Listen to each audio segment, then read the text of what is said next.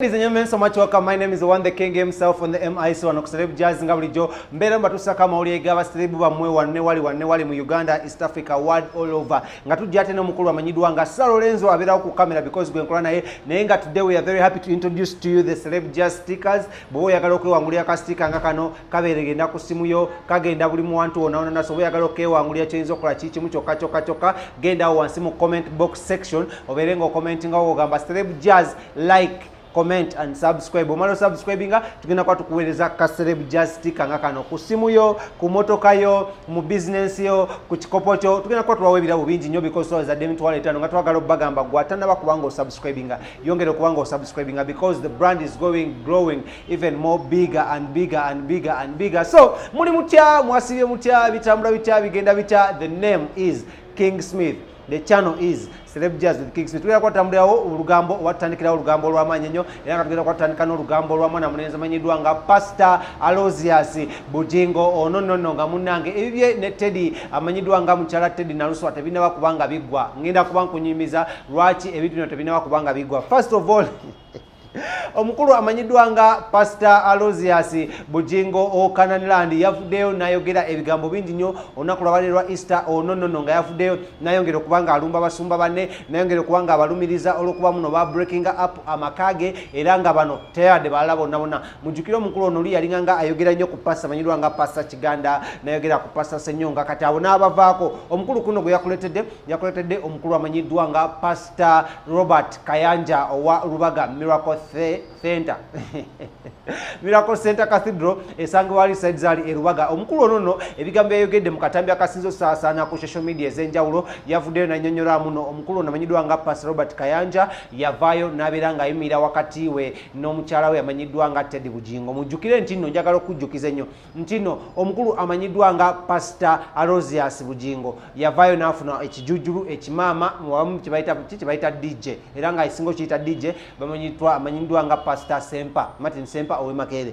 Ati nno munnange Rade bikyaliwe bityo. Pastor Kayanja ye n'asirika n'agaana omuddamu. Bugingo agamba muno Pastor Kayanja ayakutte ekikulu nnyo okulamu n'amwononera amaka kyokka wabula yavuddeyo n'amuwa ne ba lawyer ab'enjawulo. Muno bagenda okgenda mu kooti last week nga munnange abantu abapya ate Pastor Bugingo bakubako amaaso be ba lawyer abapya nga bano buno company aba advocates bano bava mu company eya muganda wa Pastor Kayanja babanyiddwa nga basempebwa and company advocates. Naga muno why would a fellow pastor agezaako okumulwanisa oshegede because ye abadde amutuwala nga Pastor aliyowa emyoyo, Pastor akubiriza abakyala okubanga bafumbirwa, Pastor agatta era n'agamba muno ye tabeera wala nnyo ne Pastor Robert Kayanja. First of all, Pastor Robert Kayanja tamukubirangako ku simu, tamusindikirangako ku message wadde n'omutumiza omubaka bagende bayogere, wabula ye kyakoze kusaidinga ne Teddy Bugingo oba amanyiddwa nga Teddy Naluswa okulaba muno bamenyamenya ekintu Bugingo kyagezaako okolaki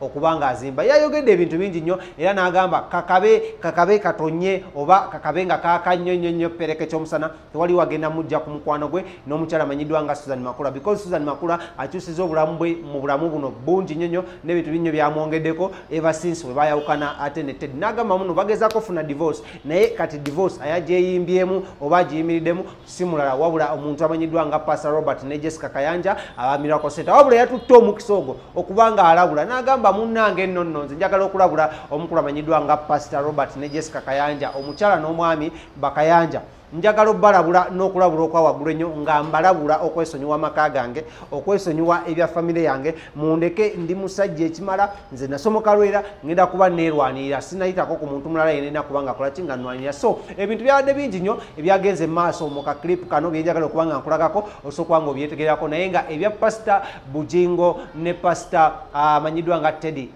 by the Chembadde Nabide yayongedde okwakuzinga Pastor Robert Kayanja okuba muno bano batandikirawo Pastor Teddy Bugingo church Teddy Bugingo yavuddeyo n'ategeeza muno tayagala byakwawukana wabula ye ayagala keeping amakage na mpetaze kubanga Bible tesomesa nko bintu byakola ki byakwawukana. Abasinga ne beebuuza Lawrence lwaki Pastor Bugingo abalemeddeko nnyo ekyokwawukana ne Teddy awasa omukyalo omulala lwaki tafuuka haji ebyo nange naawe nenga tebera byatukola ne bannaffe aba King Montage Studios nga ze zino studio mwendi mwentudde mwe tuwanga tulikodingira banga tukutusaka amawulire nga bano era nga twagala okugamba basangibwa ne nankulabye ku Prime Tower ekizimbe kiri awo wakati ddala ku bitaala bw'otuukawo bakubire ku simu zino wammanga 0702 10 41 25 oba 0777 02 34 05 ojja kuba autokola ki ojja kuba obasinkana oba endala osobola whatsappinga ku 0755 17 31